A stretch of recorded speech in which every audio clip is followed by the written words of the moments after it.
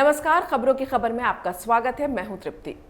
Islamic कट्टरता और Islamic आतंकवाद के मुद्दे पर मुस्लिम देशों और फ्रांस के बीच चल रहे तनाव में एक नया विवाद आ गया है। फ्रांस ने उसके सामान का बहिष्कार करने वाले मुस्लिम देशों को एक करारा जवाब दिया है, जिससे यह साबित हो गया है कि इस्लामिक आतंकवाद और इस्लामिक अलगाववाद को लेकर फ्रांस के रुख में किसी तरह की दबाव की राजनीति काम नहीं आने वाली और मुस्लिम देशों के बहिष्कार की उसकी नजर में क्या औकात है। फ्रांस का ये एक ऐसा जवाब है कि मुस्लिम देशों के खलीफा बनने का ख्वाब देख रहे टर्की के राष्ट्रपति को ऐसी मिर्ची लगेगी कि सालों तक उसकी जलन वो महसूस करेंगे। रेसेप तैयब एर्दोआन अभी सब मुस्लिम देशों से फ्रांस का विरोध करने की अपील कर ही रहे हैं और उधर फ्रांस में शार्ली हेब्दो ने एक और कार्टून छाप दिया है, जिसमें टर्की के राष्ट्रपति रेसेप तैयब एर्दोआन को जवाब भी दे दिया गया और इस्लामिक कट्टरता को चुनौती भी दे दी गई है। ये कार्टून क्या है और इसमें क्या दिखाने की कोशिश की गई है, ये बताने से पहले मैं आपको बता दूं कि एक तरफ कार्टून बनाकर फ्रांस ने टर्की के राष्ट्रपति पर निशाना साधा है, वहीं दूसरी तरफ मुस्लिम देशों के विरोध के बावजूद फ्रांस ने इस्लामिक कट्टरपंथ को लेकर कड़ी कार्रवाई अपने देश में शुरू कर दी है। इस दिशा में पहल करते हुए पैंटीन मॉस्क पर ताला लगा दिया गया है। इस मस्जिद पर एक नोटिस लगा दिया गया है और इस नोटिस पर यह लिखा गया है कि सरकार की तरफ से इस्लामिक गतिविधियों में शामिल होने की वजह से इसे बंद कर दिया गया है। 120 से ज्यादा जगहों पर इस्लामी आंदोलन में शामिल होने के आरोप में बड़े बड़े स्तर पर सर्विलांस कार्यक्रम चलाया जा रहा है। सरकार ने न सिर्फ मस्जिदों में जांच अभियान चलाया है, बल्कि घरों और व्यावसायिक स्थानों समेत करीब 120 से ज्यादा जगहों पर जांच की है, ताकि इस्लामी आतंकवादियों का पता लगाया जा सके। और साथ ही फ्रांस सरकार ने अब आतंकियों को मिलने वाली वित्तीय सहायता के बारे में भी जानकारी हासिल कर ली है। और अब बात करते हैं शार्ली हेब्दो के ताजा विवादित कार्टून की। ये कार्टून इतना विवादास्पद है कि हम आपको दिखा भी नहीं सकते। ये एक तरह से फ्रांस का जवाब है टर्की के उस विरोध का, जिसके चलते वो सभी मुस्लिम देशों से फ्रांस के सामान का बॉयकॉट करने की अपील कर रहा है। मतलब फ्रांस में बने शार्ली हेब्दो के इस नए कार्टून के जरिए फ्रांस ने टर्की और उसका साथ देने वाली मुस्लिम कंट्रीज को यह जता दिया है कि उन्हें मुस्लिम देशों के विरोध से कोई फर्क नहीं पड़ता और फ्रांस में इस्लामिक कट्टरता के आगे अभिव्यक्ति की आजादी नहीं झुकेगी। नए कार्टून में एर्दोआन को हिजाब पहनी महिला के साथ आपत्तिजनक अवस्था में दिखाया गया है और वो प्रॉफिट मोहम्मद का नाम ले रहे हैं। इसमें एर्दोआन को जिस तरह से दिखाया गया है वो विवाद की एक बड़ी वजह बन सकता है। आपको बता दूं कि शार्ली हेब्दो फ्रांस की एक वीकली मैगजीन है जो अपने व्यंग के लिए जानी जाती है। मोहम्मद साहब के कार्टून को प्रकाशित करने पर 7 जनवरी 2015 को शार्ली हेब्दो के पेरिस के ऑफिस पर 2 आतंकियों ने अंधाधुंध फायरिंग करते हुए 12 लोगों को मार डाला था। मरने वालों में फ्रांस के कुछ बड़े कार्टूनिस्ट भी शामिल थे। इस हमले के आरोप में पुलिस ने 14 लोगों को गिरफ्तार भी किया था और उनकी सजा को लेकर सुनवाई इसी साल सितंबर में पेरिस में शुरू हुई है। शार्ली हेब्दो ने सुनवाई से पहले भी एक बार फिर प्रॉफिट मोहम्मद का वो विवादास्पद कार्टून छापा था जिसके चलते आतंकवादी हमला हुआ था। उसने अपने संपादकीय में लिखा भी था कि हम कभी नहीं झुकेंगे, हम कभी हार नहीं मानेंगे। इस कार्टून को जीन कॉबुट ने बनाया था, जिनकी 2015 के हमले में मौत हो गई थी और उन्होंने जब ये कार्टून बनाया था तो उस पर उन्होंने हेडिंग दी थी कि ये सब बस उसके लिए दी गई है। शार्ली हेब्दो पर हुए हमले के बाद फ्रांस में इन आतंकी घटनाओं की जैसे एक लहर सी आ गई थी। इन घटनाओं में सैकड़ों लोगों को अपनी जान गंवानी पड़ी है। 13 नवंबर 2015 को सैटरडे फ्रांस बार, रेस्टोरेंट और बाटाक्लैन कॉन्सर्ट हॉल में श्रृंखलाबद्ध हमलों में 130 लोगों की हत्या कर दी गई थी। 2016 में नाइस में जिहादियों ने 86 लोगों की हत्या कर दी। इसमें बेस्टिल डे मना रहे लोगों को एक लॉरी से कुचल दिया गया था। और इसी साल यानी सितंबर के अंत में फ्रांस की राजधानी पेरिस में एक शख्स ने मांस काटने वाले क्लीवर से 2 लोगों को जख्मी कर दिया था।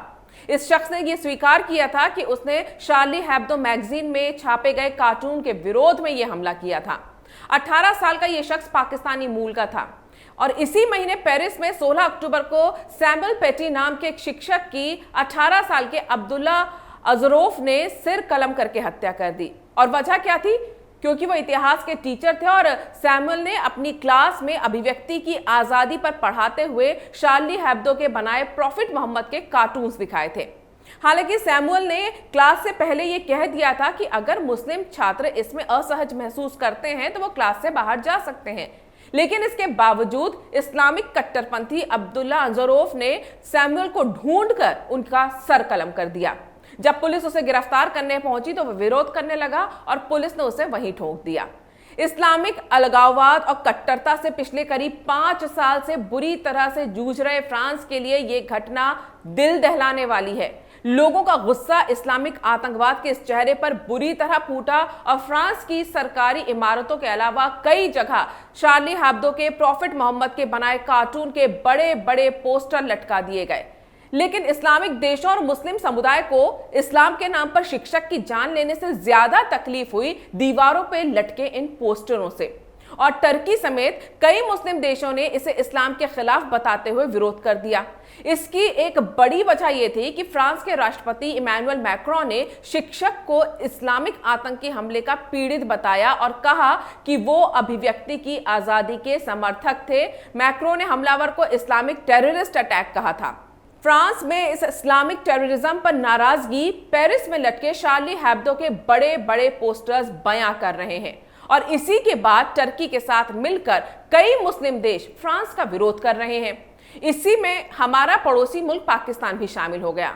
आजकल टर्की की चमचागिरी करने का कोई भी मौका वैसे भी वो छोड़ता नहीं है, लेकिन इसमें भी पाकिस्तान अपना मजाक उड़वा रहा है।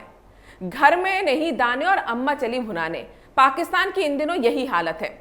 फ्रांस में इस्लामिक आतंकवाद और इस्लामिक कट्टरपंथ को लेकर फ्रांस के राष्ट्रपति इमैनुअल मैक्रों के विरोध में अपने मॉडर्न खलीफा टर्की की चापलूसी में मियां इमरान इतने उतावले हुए कि उन्हें लगा कि पाकिस्तान से फ्रांस की चीजों का बहिष्कार करके वो फ्रांस को धूल चटा देंगे। जोश में होश खोते हुए पाकिस्तान की संसद ने फ्रांस से अपने राजदूत को वापस बुलाने का प्रस्ताव पास कर लिया, लेकिन पाकिस्तान एक बार फिर दुनिया की नजर में मजाक बन गया, क्योंकि पाकिस्तान की जिस संसद ने फ्रांस में मौजूद अपने राजदूत को वापस बुलाने के लिए एक आवाज में समर्थन दिया था, उनमें से किसी को यह पता ही नहीं था कि 3 महीने से फ्रांस में पाकिस्तान का कोई राजदूत है ही नहीं। फिर ये सब मिलकर किसे वापस बुला रहे थे। इतना ही नहीं, जैसे ही मुस्लिम देशों ने बॉयकॉट फ्रांस प्रोडक्ट का ट्रेंड चलाया तो पाकिस्तान भी इसमें कूद पड़ा। लेकिन जो बात गौर करने वाली है वो ये है कि फ्रांस के खिलाफ चल रहे इन ट्रेंड्स को काफी बड़ी तादाद में भारतीय मुस्लिम भी समर्थन दे रहे हैं, जबकि फ्रांस भारत का स्ट्रेटेजिक पार्टनर है, यानी फ्रांस से भारत के दोस्ताना रिश्ते हैं। ये वही लोग हैं जो फिलिस्तीन के मुद्दे पर इजराइल का विरोध करते हैं, जबकि भारत के इजराइल के साथ बेहद अच्छे रिश्ते हैं। साफ है, ये वही लोग हैं जिनके लिए देश से बढ़कर धर्म है। ये वही लोग हैं जो भारत जैसे धर्मनिरपेक्ष देश में रहते हुए भी कट्टर इस्लाम और इस्लामिक आतंकवाद का समर्थन करते हैं, और यह सिलसिला सालों से चल रहा है, भले ही उसके लिए इन्हें अपने देश के खिलाफ ही क्यों ना जाना पड़े। लेकिन भारत की सरकार फिर भी इन्हें बर्दाश्त करती है। वहीं फ्रांस की सरकार ने अपने देश में इस्लामिक कट्टरता और इस्लामिक आतंकवाद को बर्दाश्त न करने का फैसला कर लिया है और फ्रांस के जरिए पूरे यूरोप से इस्लामिक कट्टरपंथियों और इस्लामिक आतंकवाद के सफाई की शुरुआत करते हुए एक नया कानून वो लेकर आ रहे हैं।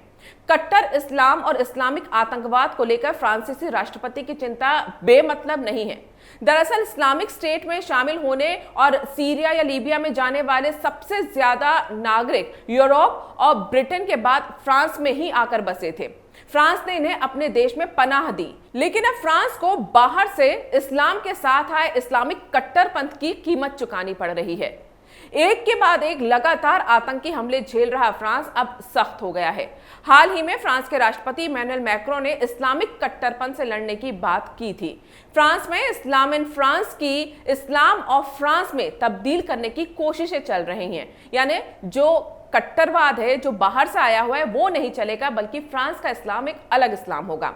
इसी के तहत 2 अक्टूबर को फ्रांस के राष्ट्रपति इमैनुअल मैक्रों ने, जिसे वो अपनी भाषा में इस्लामिक अलगाववाद कहते हैं, उससे निपटने के लिए देश के धर्मनिरपेक्ष मूल्यों को बचाने के लिए सख्त कानून लाने की योजनाओं की घोषणा की। इसके लिए एक कानून लाने की वो बात कर रहे हैं जो फ्रेंच इस्लाम के तौर पर देखा जाएगा। यानी फ्रांस में इस्लाम का फ्रांसीसीकरण किया जाएगा। इसमें जो खास बातें हैं वो हैं कि इसके तहत फ्रांस में फ्रेंच इमाम ही होंगे और विदेश से सीखकर आने वाले या विदेशी लोगों को इमाम नहीं बनाया जा सकेगा, चाहे वो कितना ही जानकार क्यों ना हो। साथ ही इसके तहत उन स्कूल और शिक्षण संस्थानों को बंद करवाया जा सकेगा जो शिक्षा के बहाने ब्रेन वॉश करते हैं। साथ ही साथ नए कानून के तहत होम स्कूलिंग पर कड़े प्रतिबंध लगेंगे ताकि ऐसे स्कूलों में बच्चों का दाखिला ना किया जाए जो नेशनल क्यूरिकुलम से अलग हों। इसके अलावा फ्रांस में दूसरे देशों से धार्मिक संगठनों के लिए आने वाले फंड पर नजर रखी जा सकेगी। इससे आतंक पर काफी हद तक लगाम कसेगी, ऐसा उनका मानना है। मैक्रो खुद कहते हैं कि हमें यह देखना होगा कि पैसे कहां से आते हैं, किससे मिलते हैं और क्यों दिए जाते हैं। इसके अलावा फ्रांस में विदेशी भाषाओं की पढ़ाई पर भी अब नजर रखी जाएगी। बता दें कि फ्रांस में एल्को प्रोग्राम के तहत विदेशी भाषा में पढ़ाई करवाई जाती है जो अधिकतर किसी खास धर्म से संबंधित होती है। ये ठीक वैसा ही है जैसे चीन अपने कन्फ्यूशियस संस्थानों के जरिए अलग अलग देशों में अपनी पैठ जमा रहा है, तो अब फ्रांस ऐसे शिक्षण संस्थानों पर भी नजर रखेगा। मैक्रो के मुताबिक ये सभी निर्णय कट्टरपंथ और अलगाववाद को रोकने के लिए किए जा रहे हैं। और इतना ही नहीं है, फ्रांस के इमामों को फ्रांसीसी भाषा भी सीखनी होगी। उन्होंने साफ कहा है कि इस्लाम को विदेशी प्रभाव से मुक्ति पानी होगी। साफ है कि फ्रांस ने इस्लामिक आतंकवाद को मुंहतोड़ जवाब देने के लिए अब कमर कस ली है। और जिस तरह से एक बार फिर शार्ली हेब्दो ने नया कार्टून प्रकाशित किया है, उससे ये साफ है कि फ्रांस इस्लामिक आतंक के खात्मे की मुहिम में मुस्लिम देशों के विरोध के आगे झुकने को तैयार नहीं है। जाहिर है कट्टर इस्लाम से लड़ना फिलहाल फ्रांस के लिए एक बड़ी चुनौती है, लेकिन इस चुनौती का सामना करने का अब इस देश ने ठान लिया है। अगर आपको ये वीडियो पसंद आया है तो इसे लाइक करें, शेयर करें और कैपिटल टीवी को सब्सक्राइब करें।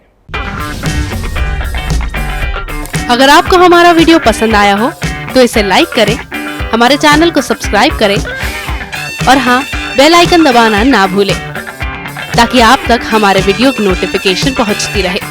आप अपना सुझाव हमें कमेंट बॉक्स में दे सकते हैं। हमारे साथ जुड़ने के लिए शुक्रिया।